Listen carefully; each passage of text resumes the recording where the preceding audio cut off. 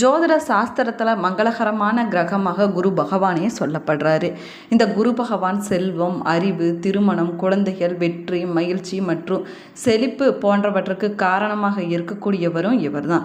இப்படிப்பட்ட குரு பகவான் தனுசு மற்றும் மீன ராசிகளின் அதிபதியாவார்.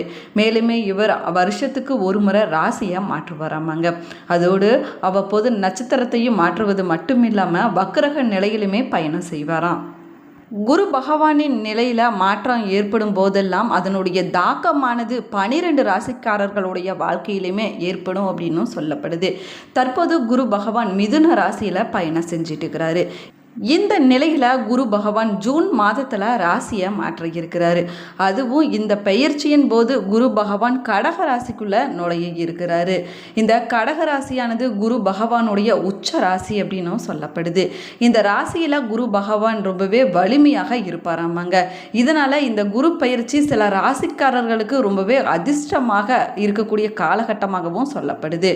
இப்பொழுது கடக ராசிக்குள்ளே செல்லக்கூடிய குரு பகவானால் அதிர்ஷ்டம் பெறக்கூடிய அந்த 4 ராசிக்காரர்கள் யார் அப்படிங்கிறத இந்த பதிவில் விரிவாக பார்க்கலாம். நம்ம சேனலை சப்ஸ்கிரைப் பண்ணலன்னா சப்ஸ்கிரைப் பண்ணிக்கோங்க. கூடவே இருக்கிற பெல் பட்டனையும் ப்ரெஸ் பண்ணிக்கோங்க. அப்போ தான் நம்ம போடக்கூடிய ஒவ்வொரு வீடியோவுமே உங்களோட நோட்டிஃபிகேஷனாக வந்து சென்றடையும். நீங்கள் 12 ராசியில் எந்த ராசிக்காரர் என்பதையும் உங்களுடைய நட்சத்திரம் என்ன என்பதையும் மறக்காமல் கமெண்ட் பாக்ஸில் கமெண்ட் பண்ணுங்கள். வாங்க வீடியோக்குள்ளே போகலாம். உங்களுக்கு ஜோதிட ரீதியாக சந்தேகம் இருந்தாலும் சரிங்க, தனிப்படையாக ஜோதிடம் பார்க்க விரும்பினாலும் சரி, இந்த வீடியோவுக்கு கீழே டிஸ்கிரிப்ஷனில் ஜோதிடரோட வாட்ஸ்அப் நம்பர் கொடுத்துருக்குறேன். இந்த நம்பருக்கு தொடர்பு கொண்டு பேசி பாருங்கள். உங்கள் பிரச்சனைகளுக்கு சரியான தீர்வு கிடைக்கும். 2026 ஜூன் 2 அன்னைக்கு குரு பயிற்சியானது நிகழ இருக்குது. இந்த குரு பயிற்சியில் சில ராசிக்காரர்களுக்கு அதிர்ஷ்டமானது கிடைக்க போகுது. கடக ராசிக்காரங்க முதல் வீட்டில் குரு பகவான் செல்ல இருக்கிறாரு. இதனால் இந்த ராசிக்காரர்களுடைய வாழ்க்கையில் நேர்மறையான மாற்றங்களானது இனி வரக்கூடிய காலகட்டத்தில் ஏற்பட போகுது. அது மட்டும் இல்லாமல் குருவனுடைய அருளால் தன்னம்பிக்கையானது இந்த ராசியை சேர்ந்தவங்களுக்கு அதிகரிக்க போகுது. வேலை செய்யக்கூடிய இடத்துல உங்களுடைய திறமைக்கான பாராட்டும் புகழும் கிடைக்கக்கூடிய அற்புதமான காலகட்டமாகவும் அமைஞ்சிருக்குது. சமூகத்தில் உங்களுடைய மதிப்பும் மரியாதையும் உயர தொடங்கக்கூடிய அற்புதமான காலகட்டமாகும். குடும்ப உறுப்பினர்களுடைய முழு ஆதரவும் இந்த காலகட்டத்தில் உங்களுக்கு கிடைக்கும். மாணவர்கள் ரொம்பவே சிறப்பாக இருக்கக்கூடிய நேரமாகும். இது வரைக்கும் இருந்துட்டு வந்த மன அழுத்தமானது குறைய போகுது.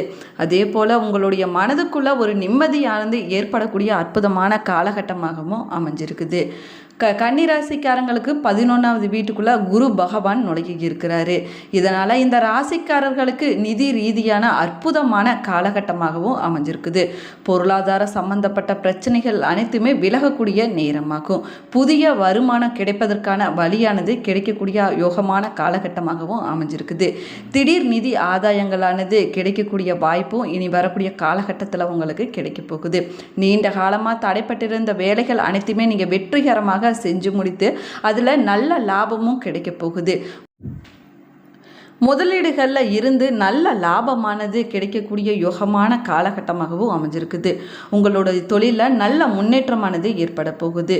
தொழிலதிபர்களுக்கு நல்ல லாபமானது கிடைக்கக்கூடிய அற்புதமான காலகட்டமாகும். அதே போல் புதிய ஒப்பந்தங்களில் நீங்கள் கையெழுத்து போடக்கூடிய சூழ்நிலையும் உருவாக்கும். குடும்பத்தில் மகிழ்ச்சியானது அதிகரிக்க போகுது. உங்களுடைய மனதிற்கு நிம்மதியானது கிடைக்கக்கூடிய நேரமாகவும் அமைஞ்சிருக்குது. தனுசு ராசிக்காரங்களுக்கு தனுசு ராசியின் 8வது வீட்டுக்குள்ளார குரு பகவான் நுழைய இருக்கிறாரு. இதனால் இந்த ராசிக்காரர்களுடைய வாழ்க்கையில் பல மாற்றங்களானது இனி வரக்கூடிய காலகட்டத்தில் ஏற்பட போகுது. தொழில் வாழ்க்கையில் நல்ல முன்னேற்றமான கிடைக்கக்கூடிய அற்புதமான காலகட்டமாகும்.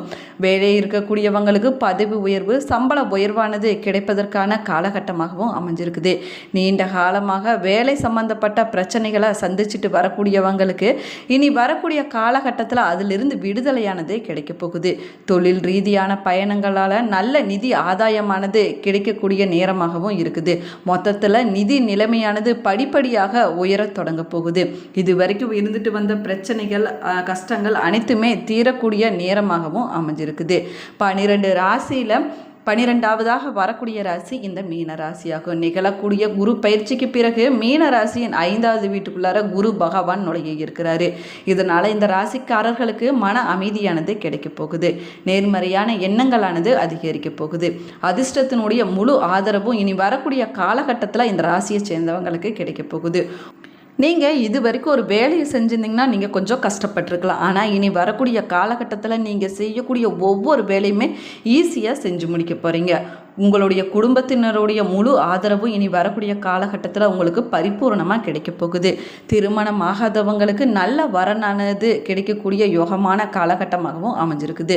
தொழில் மற்றும் தனிப்பட்ட வாழ்க்கையில் நல்ல ஒரு முன்னேற்றமானது ஏற்பட போகுது. ஆன்மீகத்தில் நாட்டமானது இந்த ராசியை சேர்ந்தவங்களுக்கு அதிகரிக்க போகுது. மொத்தத்தில் இந்த குரு பயிற்சி மீன ராசிக்காரங்களுக்கு நிம்மதியும் முன்னேற்றத்தையும் தரக்கூடிய குரு பயிற்சியாக அமைய போகுது. நவகிரகங்களில் மங்கள கிரகமாக சொல்லக்கூடியவரும் இந்த குரு பகவான் தான்.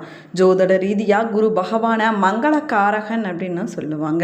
ஞானம், படிப்பு, அறிவு, தொழில், திருமணம், குழந்தை பாக்கியம் போன்ற நம்முடைய வாழ்க்கையில் நடைபெறக்கூடிய முக்கிய மங்களகரமான நிகழ்வுக்கு காரணமாக இருக்கக்கூடியவரும் இந்த குரு பகவான் தாங்க. இவரை வழிபடுவதற்கு ஏற்ற நாளாக வியாழக்கிழமை நாளானது சொல்லப்படுது. இவருக்குரிய நிறமாக மஞ்சள் நிறமானது சொல்லப்படுது. குரு பார்க்க கோடி நன்மை என்று சொல்லி நம்ம கேள்விப்பட்டிருக்கிறோம். இவர் பார்த்தாலே கோடி நன்மை கிடைக்கும் அப்படின்னா இவருடைய பரிபூர்ணமான அருள் கிடைச்சதுன்னா நம்முடைய வாழ்க்கையில் எவ்வளவு நன்மைகளானது நடக்க தொடங்கும் அப்படின்னு பார்க்கலாம் வாங்க. குரு பகவானுடைய அருளை பெற வேணும் அப்படின்னா வியாழக்கிழமை நாளில் முழு பக்தியோடு குரு பகவானை நம்ம வழிபட வேணுங்க. குருவருள் மட்டும் இல்லை, திருவருளும் நம்ம இப்படி வழிபடுவதனால சேர்ந்து கிடைக்கும் அப்படின்னு சொல்லப்படுது.